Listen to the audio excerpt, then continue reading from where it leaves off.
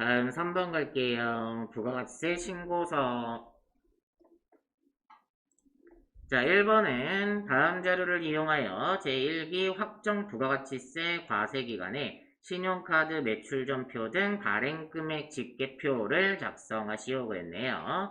단 아래의 거래 내용만 있고 전표 입력은 생략할 것. 자, 그러면 부가가치 탭 들어가셔서 신용카드 매출전표 등 발행금액 집계표요. 자, 여기 들어가시고, 자, 기간이 언제죠? 1기 확정이라고 그랬으니까 4월에서 6월 입력하시고, 자, 내용 먼저 볼게요. 4월 7일 주 프레디에 제품 660만원 부가세 포함을 공급하고 전자세금계산서를 발급하였다.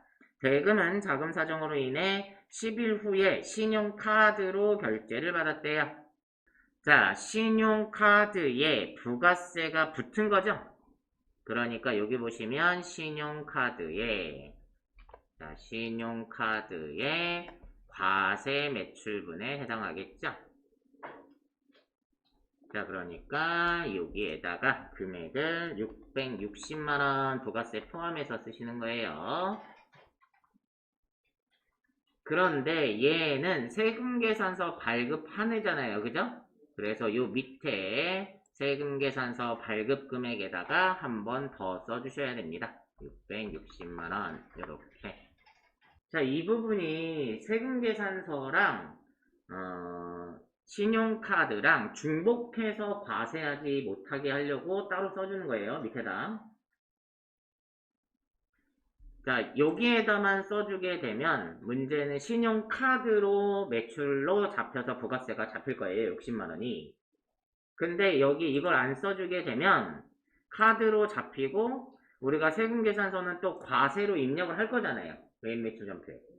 그렇게 되면 두 번 중복해서 과세되는 경우가 생길 수 있기 때문에 그래서 여기에다가 이렇게 써주는 겁니다. 자, 5월 13일 비사업자인 고창석 씨에게 제품 88만원 부가세 포함을 판매하고 대금 중 절반은 신용카드로 결제를 받고 나머지 절반은 현금 영수증을 발급했대요. 자, 그러면 마찬가지로 카드로 과세 매출분의 얼마가 절반이라고 그랬으니까 44만원이에요. 그죠? 그럼 44만원이 어디로? 여기에 들어가 줘야 돼요. 그러니까 플러스 시키면 704만원이 되겠네요. 이렇게 수정해 주시고 그 다음에 현금 영수증도 44만원이 있죠. 이렇게까지 입력을 해주시면 됩니다. 자, 나머지 여기 혹시라도 여기 아직 요번에 문제는 안 나왔는데 면세 매출분 있죠? 면세 매출분도 같아요.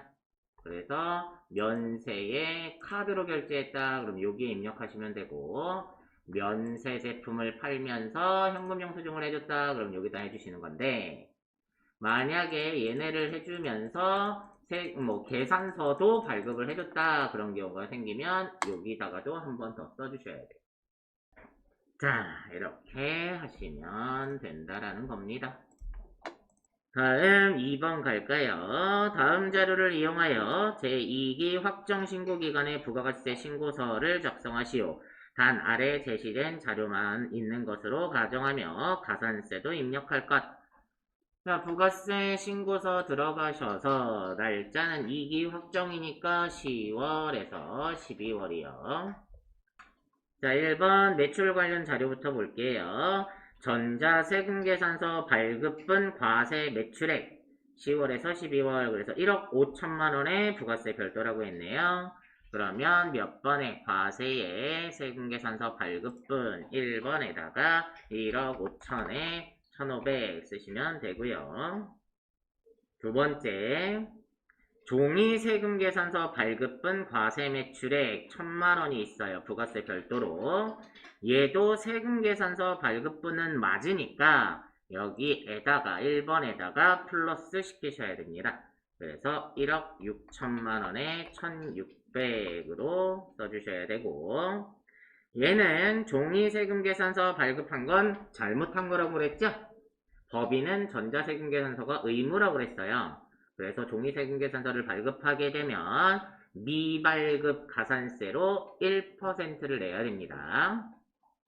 자, 그러면 먼저 입력하고 넘어갈까요? 가산세 들어가셔서 세금계산서 미발급에다가 여기에다가 1000만원 쓰시면 미발급은 원래 2% 가산세예요. 그래서 20만원이 나오는데 얘네는 종이세금계산서라도 발급을 했으니까 깎아주겠다라는 거예요. 그래서 종이세금계산서 발급하면 1% 가산세가 나옵니다. 그래서 얘를 10만원으로 수정해 주셔야 돼요. 다음 3번, 세 번째. 신용카드 및 현금 영수증 과세 매출액 10월에서 12월이 682만원이 부가세 포함이래요. 자, 그러면 몇 번에요? 3번에다가 682만원의 부가세 포함이니까 110분의 100 하면은 공급가액이 나오겠죠? 그럼 682만원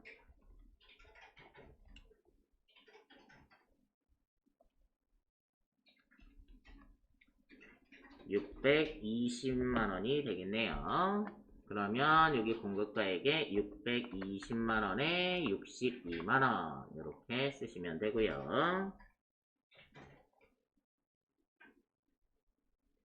다음 네 번째, 거래처의 파산을 사유로 확정된 대손금액 440만원 부가세 포함이고 밑에 주에 보시면 동금액은 2020년 2기 확정신고 시 적법하게 대손세액 공제를 받으려고 한다.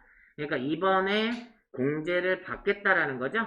그러니까 공제 받으면 마이너스죠. 그래서 마이너스로 40만원 부가세만 입력을 해주셔야 됩니다.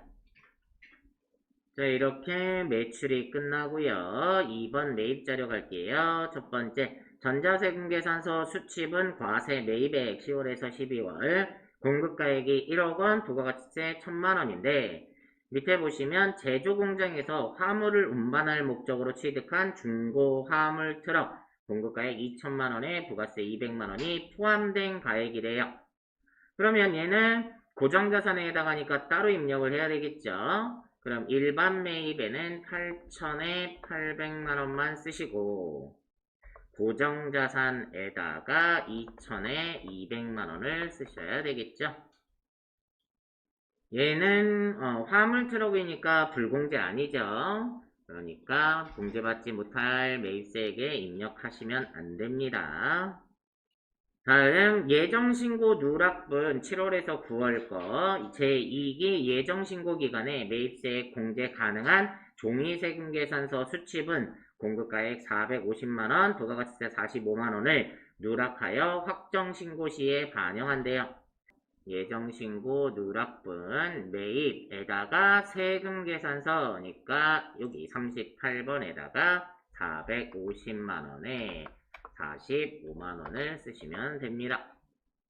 여기까지 마무리 하시면 되겠네요. 다음 4번 갈까요? 자, 4번은 결산이죠. 자, 결산에 자, 일단 자동수동부터 구분 먼저 할게요. 1번 8월 1일에 보험료 내년분이 있나봐요. 그죠? 자, 내년분에 대해서 회계 처리하는 건 수동이고 2번 현금 과부족 정리하라는 거니까 얘도 수동이고요. 그 다음에 3번은 부가세 정리하라는 거니까 얘도 수동. 4번은 영업권에 대한 무형자산 상각이니까 자동이고요. 5번에 대손충당금 설정하는 것도 자동이네요. 그럼 수동부터 해볼까요? 회계관리 탭에 일반전표 들어가셔서 12월 31일자로 자, 1번 8월 1일에 제조공장의 화재보험료 2020년 8월부터 2021년 7월 31일까지 120만원을 현금으로 납부하면서 모두 자산계정으로 처리했대요. 그러면 8월 1일 날 선급 비용으로 처리했단 얘기죠. 자산으로 처리했으니까 결산일에 회계 처리를 하시오. 보험료는 월월 계산하도록 한다. 자, 그러면 자산은 기간이 지난 만큼 없어졌잖아요. 그쵸? 그러면 대변의 선급 비용이 없어지겠네요. 몇 개월치가? 8, 9, 10, 11, 12, 5개월이죠? 120만원이면 한 달에 10만원 꼴이니까 50만원의 선급 비용이 없어졌다. 근데 얘는 왜 없어졌다는 거예요? 올해치 보험료로 썼다 이런 뜻이죠. 그래서 보험료로 해주시면 되겠죠. 공장 화재보험료니까 500번대 이렇게 처리하시면 됩니다. 참고로 한 번만 더 설명을 해볼까요? 자, 만약에 8월 1일 날 자산으로 처리하지 않고 비용으로 처리했다면 결산일 때 어떻게 분계를 해야 될까요? 자, 보험료 낸 것 중에 내년분이 7개월치 있다는 거예요. 그쵸? 그러면 올해치 보험료, 7개월치는 올해치 보험료가 아니니까 대변으로 보험료를 빼고 500번대 얼마? 7개월분. 그리고 이거는 보험료 비용에서 왜 뺐니? 올해치가 아니라서 그러면 차변에 뭘로 해놓는다? 선급 비용으로 해놓는다. 요렇게 처리하시란 얘기죠. 자, 그래서 처음에 자산으로 했을 때랑 비용으로 했을 때 차이가 이렇게 난다라는 거 참고로 한번 설명을 드려봤습니다. 다음 2번이요. 단기 중 실제 현금보다 장부상 현금이 10만원 과다하여 현금 과부족으로 처리했던 금액이 결산일 현재까지 원인을 찾지 못했다 그랬네요. 그러면 기 중에 실제 현금보다 장부상 현금이 10만원 과다하여 그랬으니까 현금이 나간 거죠. 그래서 나간 거를 현금 과부족으로 처리해놨대요. 그럼 현금 과부족 잔액이 지금 현재 어느 변에 있어요?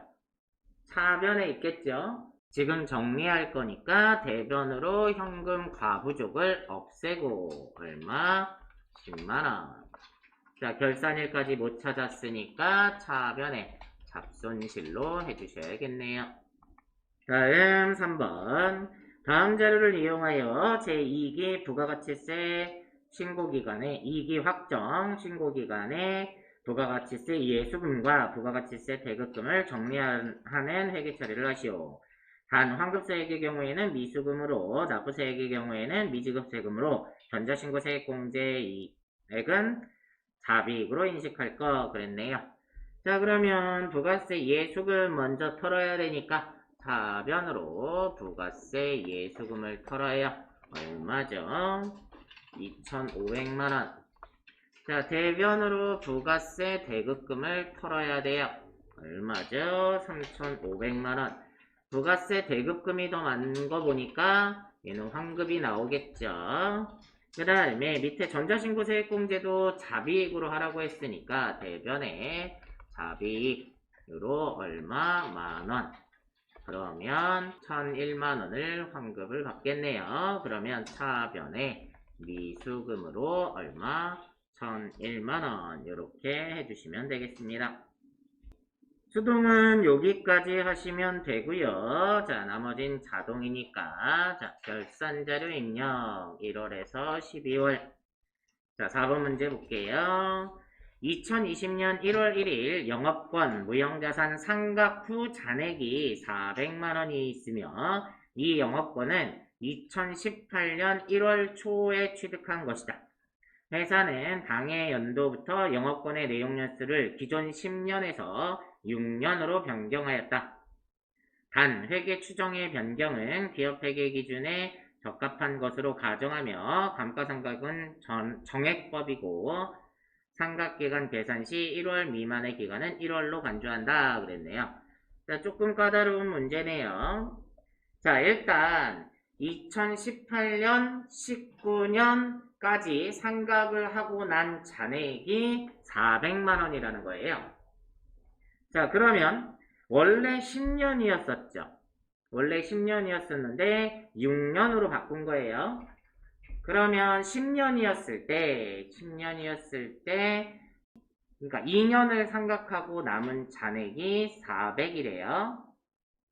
그러면 이제 앞으로 몇 년을 더 상각해야 되는 거죠? 6년으로 바꿨으니까 4년만 더 상각하면 되는 거예요. 맞죠? 그럼 4년만 상각하면 되니까 1년에 얼마씩 상각하면 돼요? 100만원씩 상각을 해주면 된다는 얘기입니다. 자, 조금 까다롭죠?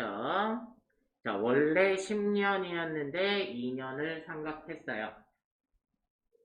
그러면 2년 상각하고, 자, 내용 연수가 6년으로 바뀌었으니까 앞으로 4년만 상각을 하면 된다는 거죠? 이게 여러분 우리 앞에서 이론 배울 때 회계 추정의 변경 기억나시나요? 정책의 변경이 있었고 추정의 변경이 있었는데 추정의 변경은 전진법으로 한다고 그랬어요. 그러니까 전진법은 앞으로 그렇게 할게 이런 뜻이잖아요. 그래서 앞으로 4년만 더 상각하면 된다 이 개념입니다. 자, 그래서 자 무형자산 찾으셔가지고 밑에 영업권에다가 100만원만 쓰시면 되겠네요. 자, 5번은 뭐예요?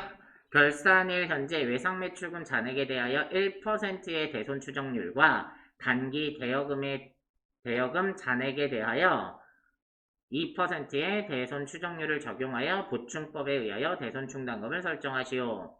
자, 대손율이 이렇게 다른 경우에는요, 요 위에 대손 삼각 누르셔서 일단 1%로 외상매출금 대손 충당금이 얼마인지 확인을 하세요. 그래서 요거를 써 놓으시고, 자, 2583600이죠? 그럼 결산 반영하지 마시고, 취소하고 나오셔가지고, 자, 여기에 2583600이라고 치세요. 그리고 다시 대손삼각 누르셔서 2%로 바꾼 다음에 단기 대여금이라고 그랬죠? 요 100만원 확인하신 다음에 마찬가지로 취소하시고 나오셔서 요 밑에요 단기 대여금에 대한 대손 기타의 대손삼각 단기 대여금 여기에다가 100만원 이렇게 쓰셔도 됩니다. 끝나시면 전표 추가까지 해주셔야 되겠죠. 이렇게 마무리하면 됩니다. 자, 4번까지는 그렇게 하시면 되고요. 5번 갈게요. 5번에 1번 당사는 매월 말일에 급여를 지급하고 있다. 오나라 4번 200번 네, 아래 7월 급여 대장을 바탕으로 급여 자료 입력 탭에서 급여 항목과 공제 항목을 입력하고 원천징수 이행상황 신고서를 작성하시오. 단, 수당 공제 등록 시에 해당 없는 항목은 사용 여부를 부로 체크하고 월 정액 여부는 무시한다. 또한 식대와 자가운전 보조금은 비과세 요건을 충족했으며 전월 2월 된 미환급세액은 20만원으로 가정한다. 간단하네요. 왜냐면 식대와 자가운전 보조금이 비과세 요건을 충족한다고 했으니까 자, 쉬운 문제네요. 자, 원천징수 들어가셔서 급여자료 입력 수당 공제 먼저 갈게요. 자, 기본급 있고요. 상여도 있고요. 직책수당도 있네요. 그 다음에 식대, 월차 수당은 없으니까 빼고요. 식대 비과세 요건을 충족한다 했고요. 자가운전 보조금도 비과세 요건을 충족한다고 했네요. 야간 근로수당은 없으니까 부로 빼시고 자, 공제는 다른 내용 없으니까 그냥 이대로 확인. 자, 급여는 7월분이고요. 지급일은 7월 31일이라 했죠? 31일. 자, 그대로 입력만 하시면 되겠네요, 이제. 기본급 250만원, 상여가 50만원, 직책수당이 20만원, 식대가 10만원, 자가운전 보조금 20만원. 국민연금이 11만 2,500원, 그 다음에 건강보험이 8만 750원, 장기요양이 6,870원, 고용보험이 2만 800원, 소득세가 2만 1,960원, 지방소득세 2,190원 맞네요. 요렇게까지 작성하시고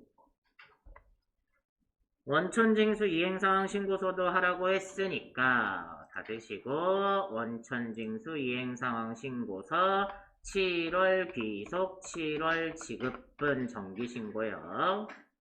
자 그러면 이번 달에 21,960원을 납부를 해야 되는데 전월 미환급세액이 있었죠. 그래서 여기 12번에다가 전월 미환급세액 2만원 이렇게 써주시면 이제 1,960원만 납부하면 되겠네요. 다음 2번 갈까요? 자, 저장하시고 2번 아래는 최민호 4번 201번 부양가족 자녀를 제외하고는 본인과 생계를 같이 함 그랬네요. 자료이다. 이 자료를 바탕으로 연말정산 추가자료 입력 메뉴에 부양가족 탭을 수정하여 완성하고 연말정산 입력 탭을 작성하시오. 단 제시된 자료 이외에는 부양가족의 소득금액은 없으며 최민호의 세부담 최소화를 위해 모든 가능한 공제는 최인호가 받기로 한다. 자, 첫 번째 볼게요. 일단 연말정산 추가자료 입력 들어가셔서 부양가족 탭을 수정을 먼저 하자고 했죠. 그럼 F2번 눌러서 최민호. 자, 부양가족 먼저 들어갈게요. 최민호, 본인은 세대주고, 흔한 남자 근로자, 남성 근로자의 경우에는 배우자가 있는지 먼저 체크를 해봐야 되겠네요. 자, 배우자가 신우리 있네요. 그러면 본인은 해당 사항이 없네요. 여성 근로자인 경우에는 배우자가 있고 3천만원 이하인 경우에 부녀자 공제를 받지만 남성 근로자에는 그게 없으니까 해당 사항이 없고요. 두 번째 최종원 나와 있네요. 최종원은 아버지고요. 질병치료비만 나와 있고 다른 내용이 없네요. 그러면 공제 대상이 되니까 60세 이상 거기에 70세 넘어갔으니까 경로의대까지 되겠네요. 다음 김숙자는 어머니고요. 어머니는 상가 임대 소득금액이 1,200만원이나 있네요. 그러면 소득금액이 100만원 초과하니까 공제 대상이 안 되고요. 다음에 배우자 신우리는 연간 총급여가 1,700만원이 있는데 이 중에는 일용근로소득자로서 받은 총금액이 1,200이 있대요. 그럼 일용근로소득의 경우에는 무조건 분리과세를 하니까 1,200을 빼고 나면 연간 총급여가 얼마가 되는 거예요? 500이 되는 거죠? 그럼 500까지는 공제 대상이 되는 거잖아요. 그죠?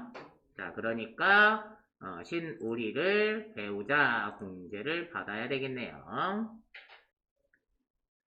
다음 자녀 최신동 17살이고 소득에 대한 얘기가 안 나와 있으니까 20세 이하로 공제를 받으면 되겠습니다. 이렇게 수정을 하시고 연말정산 갈게요. 자, 본인 야간 대학원 학비 해주겠죠? 본인은 대학원까지 해주니까 교육비 들어가셔서 본인에다가 500만원 쓰시고요. 두 번째 자동차 손해보험료 본인 거 해주겠죠. 그래서 보장성 보험 일반에다가 40만원 쓰시면 되고요. 다음 신용카드네요. 자, 신용카드 들어가셔서 본인의 신용카드 사용액이 2,100만원인데 이 중에는 대중교통요금 300만원, 전통시장 사용액 700만원, 도서공연 사용액 100만원이 포함되어 있대요. 자, 각각 입력해야 되니까 2,100에서 대중교통 300 빼고 전통시장 700 빼고 도서공연 100을 빼면 1,100이죠. 그러면 신용카드로는 1,000만원만 그리고 대중교통에 300만원, 전통시장에 700만원, 도서공연에 100만원 이렇게 써주셔야 됩니다. 다음은 아버지 거 질병치료비 1200만원이 있네요. 자, 의료비에 들어가셔서 자, 아버지는 72세니까 65세 이상자에다가 1200만원 쓰시면 되겠습니다.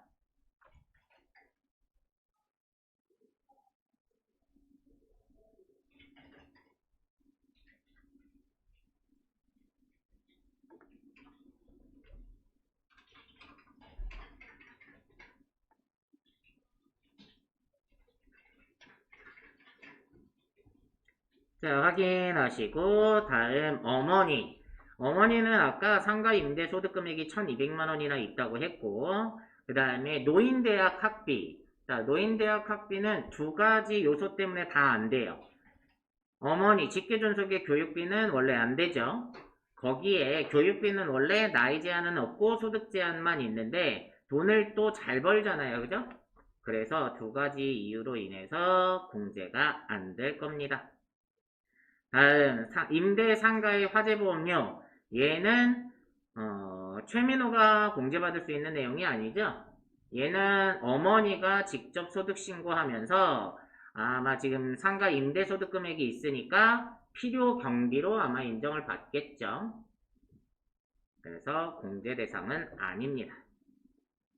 다음 배우자 시누리 시력 보정용 안경 구입비가 있네요. 그러면 안경 구입비 90만원이라고 했는데 자, 의료비 공제를 받겠죠. 그러면 배우자는 그 밖에 공제 대상자에 해당하니까 여기에다가 한도가 있다고 그랬죠? 얼마? 50만원 한도가 있어요. 다음 질병치료비가 또 300만원 있네요. 의료비는 나이 제한 소득 제한 없으니까 해주겠죠. 그래서 여기 그 밖에 공개 대상자에다가 플러스 해서 350만원 쓰시면 되고요. 다음 배우자 명의의 신용카드를 쓴 게 있는데 배우자가 기본공제 대상자가 되기 때문에 배우자 명의의 카드를 쓴 것도 최민호가 공제를 받을 수 있습니다. 그래서 첫 번째 사용액이 총 500만원이 있는데 이 중에는 대중교통 요금으로 200, 전통시장 사용액으로 100만원 포함이 되어 있다고 나오니까 자, 신용카드 들어가셔서 그러면 신용카드에는 얼마만? 200만원만 플러스 시키면 되겠죠? 그래서 1200 하시고 그 다음에 대중교통에 200이니까 여기다 합쳐서 500만원 쓰시면 되고 전통시장이 100만원이니까 플러스해서 800만원 이렇게 쓰시면 되겠습니다. 자, 확인하시고 다음 자녀 최신동의 고등학교 학비가 있네요. 자, 학업상의 이유로 외국에서 생활하고 있어도 직계 비속은 항상 생계를 같이 하는 거로 본다고 그랬죠. 그러니까 교육비 들어가셔서 고등학교 초중고에다가 600만원 이렇게 쓰시면 되겠습니다. 이렇게 마무리 하시면 되겠네요.